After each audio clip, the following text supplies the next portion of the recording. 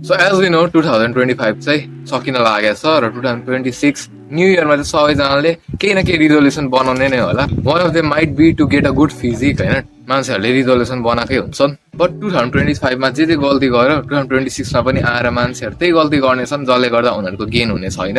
म पनि पहिला त्यस्तै फेजमा अड्किएको थिएँ। न्यू इयर आउने बित्तिकै म गर्छु भनेर म रेजोल्युसन बनाउँथेँ, प्लान बनाउँथेँ, तर अन्तिममा गएर केही हुँदैन थियो। बट यो रिसेन्ट 6 मन्थमा चाहिँ मैले एउटा राम्रो फिजिक बनाएको छु। As you can see my before and after. र मैले फिजिक बनाउँदै जाँदाखेरि धेरै कुराहरू थाहा पाएँ, जो चाहिँ तपाईँहरूले इफ इम्प्लिमेन्ट गर्नुभयो भने तपाईँको फिटनेस जर्नी र तपाईँको ओभरअल बडी बिल्डिङ जर्नीमा चाहिँ एकदमै हेल्प हुनेछ। यी पोइन्टहरू चाहिँ के हुन् त भन्ने कुरो लेट्स डिस्कस इन आजको भिडियो। सो लेट्स स्टार्ट है त।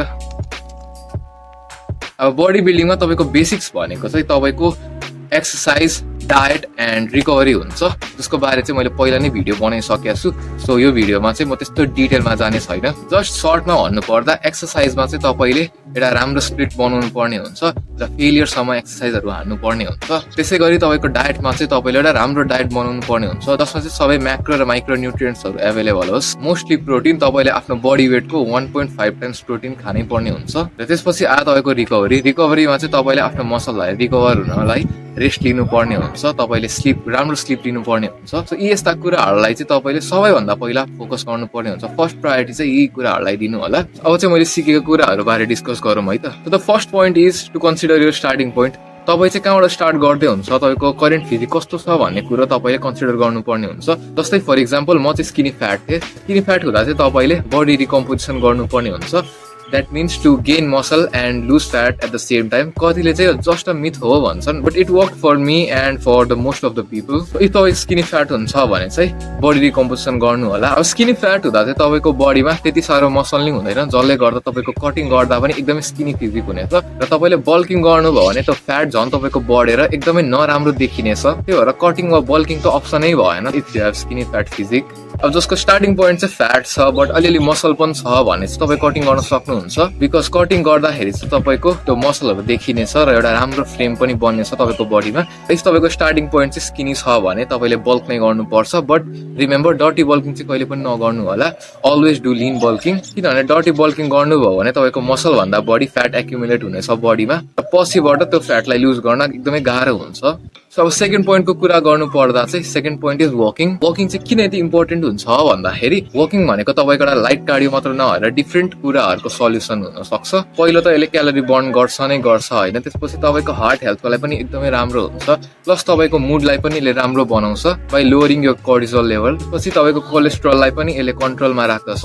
अनि कटिङ गर्दाखेरि चाहिँ मान्छेहरूले रनिङहरू गरेर हुन्छन्, बट रनिङ भन्दा पनि वकिङ बढी इफेक्टिभ हुन्छ। रनिङ गर्दा के हुन्छ भने तपाईँले जति पनि फुड कन्ज्युम गर्नुहुन्छ, जति पनि कार्बोहाइड्रेट हुन्छ बेसिकली तपाईँको बडीमा, त्यो सबै चाहिँ रनिङ गर्दाखेरि बर्न हुन्छ। र कतिपय केसेसमा त तपाईँको बडीमा भएको मसल पनि ब्रेकडाउन हुन्छ। मसलमा जुन एमिनो एसिड्सहरू हुन्छ उनीहरू ब्रेकडाउन भएर तपाईँको एनर्जी बन्दछ।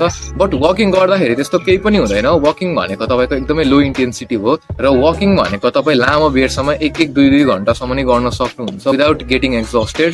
वकिङ गर्दाखेरि तपाईँको मेन फोकस भनेको के हुनुपर्छ भने to gain muscle, not to gain fat है त गाइज। फ्याट भनेको जस्ट अ बाई प्रडक्ट हो। अलिअलि फ्याट एक्युमुलेट हुँदा केही पनि समस्या हुँदैन। बट इफ धेरै फ्याट एक्युमुलेट हुँदैछ भने कि त तपाईँले प्रोटिनको साटो धेरै कार्बोहाइड्रेट कन्ज्युम गर्दै हुन्छ, कि त तपाईँको कार्डियो पुगेको छैन। कार्डियो नपुगेको खण्डमा चाहिँ तपाईँले वकिङलाई इन्क्लुड गर्नु होला, तपाईँको एकदमै हेल्प हुनेछ बल्किङमा नि। न यो थर्ड पोइन्ट भनेको चाहिँ सबैको लागि नहुन नि सक्छ, बिकज यसमा चाहिँ अलिकति पैसाको कुरा आउँछ। बट इफ तपाईँले कतैबाट आफ्नो पकेट खर्चहरू पाउनुहुन्छ वा तपाईँको कुनै अर्निङ सोर्स छ भने चाहिँ यो पोइन्ट तपाईँको लागि भ्यालिड हुन्छ। अब यो पोइन्ट चाहिँ के हो भने to invest in yourself है त। इन्भेस्ट गर्नु भन्नुको अर्थ यो होइन कि तपाईँले भयभरको जति सबै पैसा आफूमै इन्भेस्ट गर्नु, बट इन्स्टेड मैले के भन्न खोजेको भने तपाईँ जति पनि फिजुल खर्चहरू गर्नुहुन्छ त्यो खर्चहरूलाई चाहिँ तपाईँले आफूमा इन्भेस्ट गर्नुभयो भने चाहिँ तपाईँले एकदमै राम्रो रिजल्ट पाउनुहुन्छ। जस्तै कतिको बानी हुन्छ पैसा पाउने बित्तिकै गएर खर्च गरिदिइहाल्ने होइन। प्रायः आजकलको टिनेजर त कुलतमा लागेका हुन्छन्, चुरो ट्रक्सीहरू खाइराखेका हुन्छन्। प्लिज गाइज त्यस्तो नखानु होला, किनभने त्यसले तपाईँको हेल्थलाई बिगार्ने हो। इफ तपाईले आफूमा इन्भेस्ट गर्नुभयो भने तपाईँ आफ्नो हेल्थलाई सुधार्न सक्नुहुन्छ। यस्ता कुराहरूले चाहिँ तपाईँलाई प्रेजेन्ट मोमेन्टमा डोपामिन दिन सक्ला, बट लङ टर्ममा चाहिँ त्यसले तपाईँलाई धेरै समस्या दिनेछ। फिजुल खर्चहरू नगर्नु होला, नेसेसरी छ भने मात्र खर्च गर्नु होला, बाँकीको खर्च चाहिँ तपाईँ आफूमा गर्न सक्नुहुन्छ। Investing in your self. The fourth and final point is have patience है त गाइज। तपाईँको मसल बिल्डिङ र फ्याट लस दुवै टाइम टेकिङ प्रोसेस हो र एउटा राम्रो फिजिक बिल्ड गर्नलाई तपाईँको कम्तीमा 1 देखि 2 वर्ष त लाग्छ। सो हतारमा आएर गलत डिसिजन चाहिँ नलिनु होला। नेचुरली बडीलाई मसल बनाउन टाइम लाग्छ, त्यही भएर धैर्यता यानि कि पेसेन्स तपाईँको यहाँ मेन फ्याक्टर हुनेछ। तपाईँको बेसिक कुरा that is exercise, diet and recovery. सँगसँगै मैले भनेको एडिसनल पोइन्टहरूलाई पनि तपाईँले फलो गर्नुभयो भने तपाईँले 1 इयर भित्र एकदमै राम्रो प्रोग्रेस देख्न सक्नुहुन्छ। र 2026 नै आउन लागेछ। सो सबैजनालाई happy new year. I hope तपाईँको न्यू इयर चाहिँ एकदमै राम्रो होस्। आजको यो भिडियोको लागि चाहिँ यति नै। इफ तपाईँले भिडियो मन पर्यो भने लाइक गरिदिनु होला र च्यानललाई नि सब्सक्राइब गरिदिनु होला र यो भिडियो साथीभाइहरूसँग पनि सेयर गरिदिनु होला। आजलाई चाहिँ यति नै। Thanks for watching. See you again in the next video. Bye by.